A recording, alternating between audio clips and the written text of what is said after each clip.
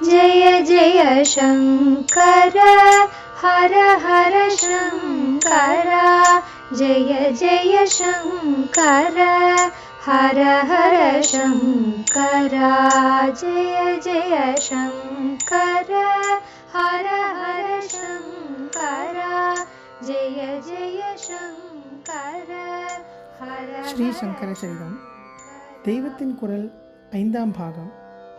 விஸ்வநாதர் விளையாடல். உடனே தீண்டாதான் மறைந்து விஸ்வநாதராக தரிசனம் தந்தான். ஆச்சாரியாலை பரிசோதித்து அவர் தம்மளவில் ஞானியானாலும் உலக ஆச்சாரங்களை பின்பற்ற வேண்டியவர்களுக்காக தாமும் அப்படியே செய்வார். உலகத்திற்கு மேலே போனவர்களின் விஷயத்திலோ தம்முடைய குருத்துவத்தை மறந்து சிஷ்யபாவத்தில் அடங்கி நிற்பார் என்று காட்டவே சுவாமி பஞ்சமனாக வேஷம் போட்டு கொண்டு வந்து விளையாடினது. ஒருவர் தாமே தம் மகிமையை சொல்லிக் கொண்டால் மகிமைக்கு பதில் அகங்காரி என்ற குறைவுதான் உண்டாகும். ஆச்சாரியால் அப்படி சொல்லிக்கொள்ள மாட்டார். அதனால் லோகம் தானாக அவர் மகிமையை தெரிந்து கொள்ளும்படியாக இப்படி சுவாமி நாடகமாடினார். ஆச்சாரியால் தமக்கு மூலமான பரமேஸ்வரன் பிரசன்னமானதும் நமஸ்காரம் ஸ்தோத்திரம் எல்லாம் செய்தார். சுவாமி நிரம்ப அனுகிரகம் பண்ணிவிட்டு மறைந்து போனார். குமாரில பட்டர் கதை. கர்மமும் ஞானமும். தேசம் முழுதும் ஆச்சாரியால் திக்விஜயம் செய்ய வேண்டும் என்று வியாசர் சொல்லியிருந்தார் அல்லவா? அதன்படி ஆச்சாரியால் காசியிலிருந்து புறப்பட்டார். முதலில் அவர் போனது குமாரில பட்டர் இருந்த ஊருக்கு. நிவிருத்தி மார்க்க பிரவர்த்தகர் நேரெதிரான பிரவர்த்தி மார்க்க பிரவர்த்தகரை பார்க்க போனார். அந்த ஊர் பிரயாகை ருத்ரபுரம் என்று ஆனந்த கிரியம் சொல்கிறது. பின்குறிப்பு: ஆச்சாரியாலின் சமகாலத்தியதாக கருதப்படும் பிருஹத் சங்கர விஜயத்தில் சிதிலமான ஒரு பகுதியை அடிப்படையாக கொண்டு டி.எஸ். நாராயண சாஸ்திரி எழுதியுள்ள தி ஏஜ் ஆஃப் சங்கரா நூலில் இவ்வூர் ருத்தபுரம் என்று கூறப்பட்டுள்ளது. அது பிரயாகையைச் சேர்ந்த புறநகராக இருக்கலாம் என்று சாஸ்திரியார் கூறுகிறார். ஊர் எதுவானாலும் ஆச்சாரியாளுக்கும் குமாரில பட்டருக்கும் நடந்த சந்திப்பு விவரம், பட்டரின் பூர்வ கதை ஆகியவற்றை எல்லா புஸ்தகங்களிலும் ஒரே விதமாகத்தான் சொல்லியிருக்கிறது. மீமாம்சகர்களில் முதலிடம் வகித்த பட்டர் அத்வைத வேதாந்தத்தை ஏற்றுக்கொள்ளும்படி பண்ணிவிட்டால் தம்முடைய அவதார காரியத்திற்கு பெரிய பலமாகும் என்றே ஆச்சாரியால் அவரிடம் போனார். அவசரமாக போனார். ஏனென்றால் அப்போது பட்டர் ஒரு பிராயச்சித்த கர்மாவை பண்ணி தம்முடைய உயிரை கொஞ்சம் கொஞ்சமாக போக்கிக் கொண்டிருந்தார். பிராணன் அடங்கியே விடுவதற்குள் அவரை சந்தித்து விட வேண்டும் என்றுதான் ஆச்சாரியால் ஓடினார். எதற்கு பிராயச்சித்தம், என்ன பிராயச்சித்தம் என்ற கதை பார்க்கலாம். பின்குறிப்பு: குமாரில பட்டரின் வரலாறு, அவரது பூர்வ மீமாம்சை கொள்கை, அதற்கு ஆச்சாரியாளுடைய அத்வைத சித்தாந்தத்தின் ஆக்ஷேபனை ஆகியன குறித்து தெய்வத்தின் குரல் முதற் பகுதியில் முருகனின் வடநாட்டு அவதாரம் என்ற உரையும், 2ஆம் பகுதியில் மீமாம்சை கர்ம மார்க்கம் என்ற உரையும் பார்த்து பல விவரங்கள் இட்டு நிரப்பிக்கொள்ளலாம்.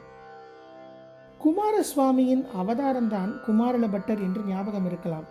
அவருடைய அவதாரம் ஏற்பட்ட போது பௌத்தர்களின் ஆதிக்கம் அதிகமாக இருந்தது. அவர்கள் வேத அத்தியனம், யாக யஜ்ஞங்கள், வர்ணாசிரம விபாகங்கள் எதுவும் இல்லாமல் இருந்து கொண்டு ஜனங்களையும் அப்படியே நாஸ்திகமாக பண்ணி கொண்டு வந்தார்கள். இந்த நிலைமையை மாற்றுவதற்கே குமாரில பட்டரின் அவதாரம் உண்டானது. இப்போது நான் சொன்ன விஷயமெல்லாம் கர்ம மார்க்கத்தில் பௌத்தம் ஏற்படுத்திய ஹானியாகும். இப்படியே ஈஸ்வரன், ஈஸ்வர பக்தி என்பவை இல்லாமல் பக்தி மார்க்கத்துக்கும் அது ஹானி செய்து வந்தது. எல்லாம் ஒரு பாழ் வெளியாக போய் முடிவதுதான் மோட்சம் என்று சொல்லி பிரம்மஸ்வரூபமாக ஆகிவிடுவதற்கு வழி சொல்லும் ஞான மார்க்கத்துக்கும் ஹானி இழைத்து வந்தது. இவற்றில் பக்தி ஞான சமாச்சாரங்களை விட்டுவிட்டு வைதிகமான கர்ம மார்க்கத்தை மட்டும் நிலைப்படுத்தத்தான் குமாரசுவாமி குமாரில பட்டராக வந்தது. அவதாரம் மனுஷ ரீதியிலே நிறைய பண்ணுவதுதானே வழக்கம். அதனால் பௌத்தத்தை கண்டிக்க அவர் நினைத்த போது முதலில் அந்த மத கொள்கைகள் எல்லாம் என்னவென்று மனுஷ ரீதியிலேயே நன்றாக படித்தறிய வேண்டும் என்று எண்ணினார். ஒன்றை கண்டனம் பண்ணுவதற்கு முன் அந்த விஷயம் என்ன, எதனால் அதை சேர்ந்தவர்கள் அப்படி சொல்கிறார்கள் என்பதையெல்லாம் தீர்க்கமாக தெரிந்து கொள்ள வேண்டியதே முறை. இப்பொழுதுள்ள புது கொள்கைக்கு மாறுதலாக ஒன்றை தர்மசாஸ்திரம் சொல்லுகிறது என்றால் உடனே அது தப்பு என்று கண்டனம் செய்ய புறப்படுகிறார்களே, இது சரியில்லை. சாஸ்திரம் ஏன் ஏற்பட்டது, அது ஏன் அப்படி சொல்லுகிறது? அதற்கு என்ன பிரயோஜனம் சொல்லுகிறது? அந்த பிரயோஜனத்தை பூர்வீகர்கள் அடைந்தார்களா இல்லையா? அப்படி அடைந்திருந்தால் இப்போது நமக்கு அது வேண்டாமா? வேண்டாம் என்றால் ஏன் வேண்டாம்? வேண்டுமென்றால் அப்போதும் நாம் புது கொள்கைதான் என்று பிடித்து கொண்டிருக்கலாமா என்பதையெல்லாம் ஆலோசித்து பார்த்தே முடிவெடுக்க வேண்டும்.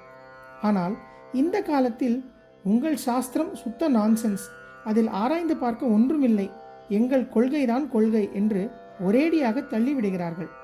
குமாரில பட்டர் மாற்றுக் கட்சியையும் பூர்ணமாக தெரிந்து கொண்ட பிறகே கண்டிக்கப் போகணும் என்ற கருத்தை உடையவர். ஆனால் பௌத்தர்களோ வைதிகாச்சாரங்களோடு உள்ள பிராமணனுக்கு தங்கள் சாஸ்திரங்களை சொல்ல மாட்டார்கள். இந்த ஏறுமாறான சந்தர்ப்பத்தில் என்ன பண்ணலாம் என்று அவர் யோசித்து, சரி, வைதிகாச்சாரத்தை விட்டுவிட்டு பௌத்தத்தில் உண்மையான பற்றுதல் கொண்டே அந்த சாஸ்திரத்தை கற்றுக்கொள்கிற மாதிரி வேஷம் போட வேண்டியதுதான், வேறே வழி இல்லை என்று நினைத்தார். பௌத்தர் வேஷம் போட்டுக்கொண்டு ஒரு பெரிய விஹாரத்தில் இருந்த அவர்களுடைய வித்யாசாலையில் சேர்ந்தார். அது 7 மாடிகள் கொண்ட பெரிய விஹாரம். குமாரில பட்டர் அத்தியாவசியமான கர்மானுஷ்டானங்களை மட்டும் ரகசியமாக பண்ணிக்கொண்டு பௌத்த குருமார்களிடம் படித்து எல்லாம் தெரிந்து கொண்டார். அவர்கள் ஒரேடியாக வேதத்தை தூஷித்து ஆர்கியூ பண்ணும்போது, வேத வேள்வியை நீந்தனை செய்துழல் என்று ஞானசம்பந்தர் சொன்னது போல் செய்யும்போது இவருக்கு துக்கமாக வரும். வலிய வந்து பொய் வேஷம் போட்டுக்கொண்டு இப்படி நமக்கு உயிராயுள்ள வேதத்தின் தூஷணையை கேட்டுக்கொள்கிறோமே என்று அழுகை வரும். அடக்கி பார்ப்பார். சில சமயம் அடங்காமல் கண்ணில் ஜலம் வந்துவிடும். பிக்ஷுக்கள் இதை கவனித்தார்கள். இவன் வைதிக பார்ப்பரனாயிருப்பானோ என்று சந்தேகித்தார்கள். ஏன் அழுகிறீர் என்று கேட்பார்கள்.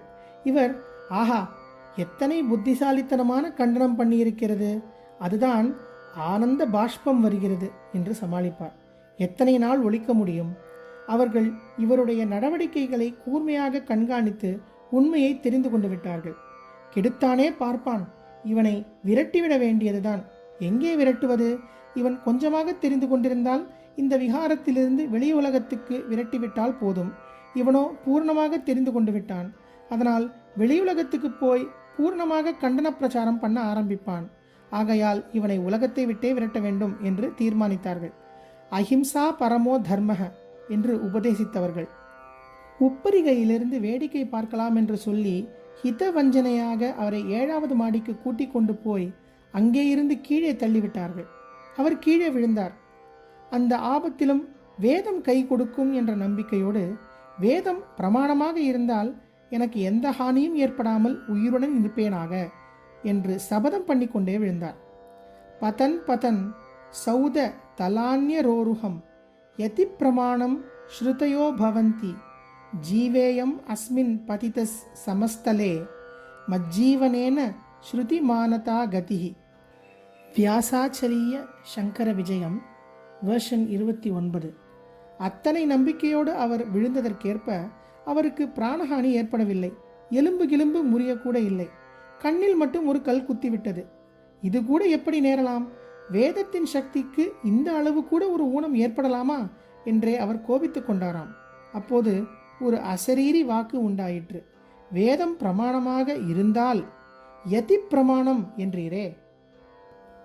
இருந்தால் என்பதில் உமக்கு அதன் பிராமாண்யத்தில் கொஞ்சம் சந்தேகம் இருந்ததாகத்தானே தொக்கி நிற்கிறது.